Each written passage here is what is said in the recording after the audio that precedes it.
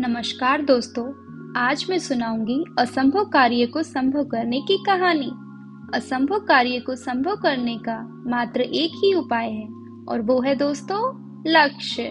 तो आइए दोस्तों कहानी शुरू करते हैं।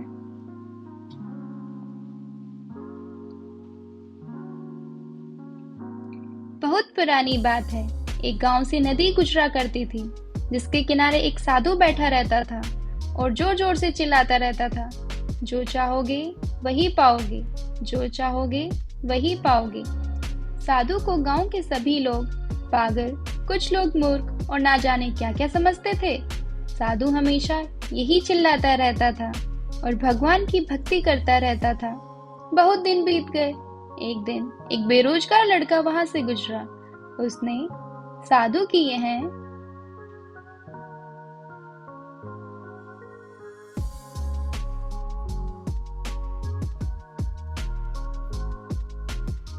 बात सुनी और दौड़ा दौड़ा उनके पास पहुंच गया।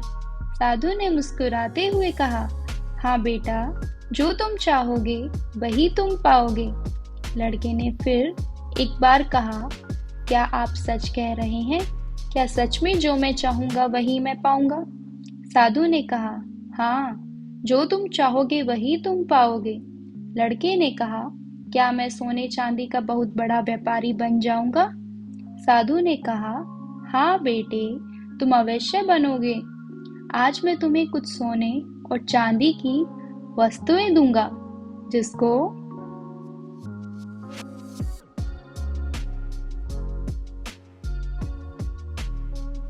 तुम ले जाना और देखना तुम एक बहुत बड़े सोने चांदी के व्यापारी बन जाओगे।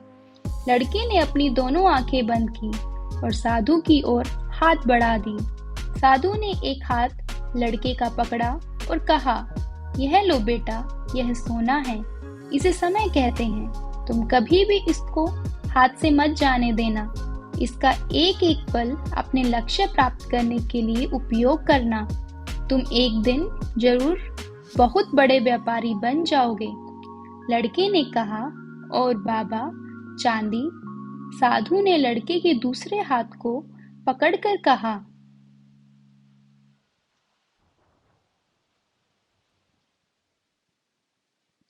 यह लो, यह चांदी है, इसे धैर्य कहते हैं। अगर बहुत मेहनत और वक्त का सही उपयोग करके भी लक्ष्य प्राप्त ना हो, तब तक तुम धैर्य रखना और देखना तुम धैर्य में कितनी ताकत है।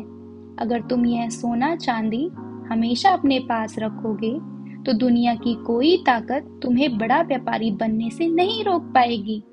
उस लड़के ने साधु की बात को अपने मस्तिष्क में बहुत अच्छे से बैठा लिया और कभी भी अपने वक्त का ना दुरुपयोग किया, ना कभी उसको हाथ से जाने दिया। वह अपने लक्ष्य को पाने के लिए निरंतर ही प्रयास करता रहा और जब वह हार जाता तो वह धैर्य का सहारा लेता और फिर दोबारा कोशिश करता। देखते ही देखते बहुत कम समय में उस लड़के के अंदर व्यापार करने के वह गुण आ गए जो अभी तक किसी में नहीं थे। उसने बहुत छोटे से काम से शुरुआत की और अपने व्यापार को बड़े स्तर पर ले गया। आज के समय में वह सबसे बड़ा व्यापारी जो उसने उस दिन साधु से मांगा था बन गया। उसने अपने लक्ष्य को प्राप्त करने के लिए अनेक संघर्ष किए, अनेक चीजें सीखी और ना अपने समय का दुरुपयोग किया, ना कभी अपना धैर्य खोया और उसने वही पाया जो वह चाहता था। तो दोस्तों, इस कहानी की शिक्षा, समय और धैर्य वह ताकत है दोस्तों जिसका उपयोग करके हर व्यक्ति अपने मन मुताबिक लक्ष्य को प्राप्त कर सकता है। निरंतर आगे बढ़ते रहना और कभी अपने लक्ष्य से विमुख न होना से ही हमें लक्ष्य प्राप्त होते हैं। धन्यवाद दोस्तों।